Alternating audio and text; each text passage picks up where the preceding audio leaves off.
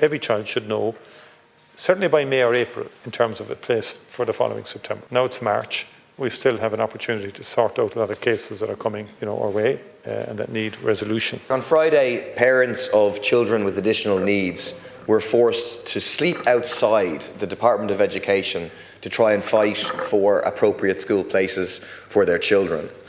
Earlier that day, the government announced 254 new special classes in schools, much less than the 400 that had been promised.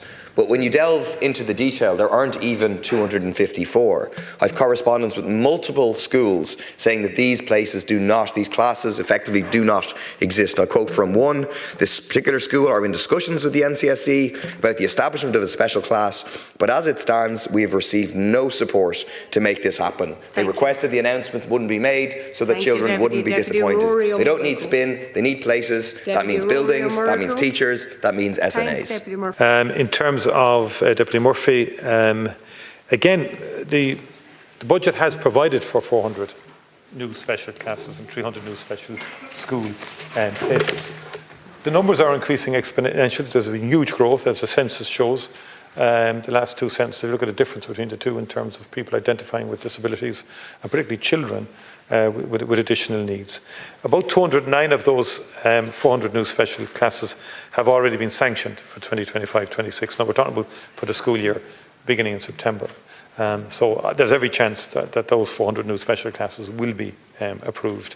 And I know that Michael Moynihan is working flat out, engaging with all the various stakeholders and the NCSE to make sure that every child will have a place next September, and with Minister Helen McEntee as well. And 5 new special schools have been established already for the 2025-2026 school year in counties Cork, in Dublin 2 more, and Monaghan and in Tipperary. And the National Council for Special Education will continue to assess what additional provision is required in local areas and what schools have capacity to accommodate required provision. I do also think we need to look at legislation to make sure.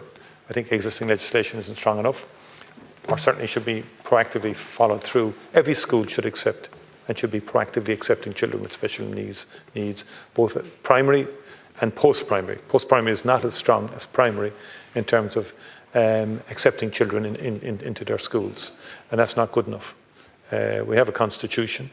Every child's entitled to an education, and there should be no question but that schools take in children in their locality, and should be proactively seeking facilities. Now some are, but it's been on the second level side, it's been too slow in my view, and we're going to examine that again.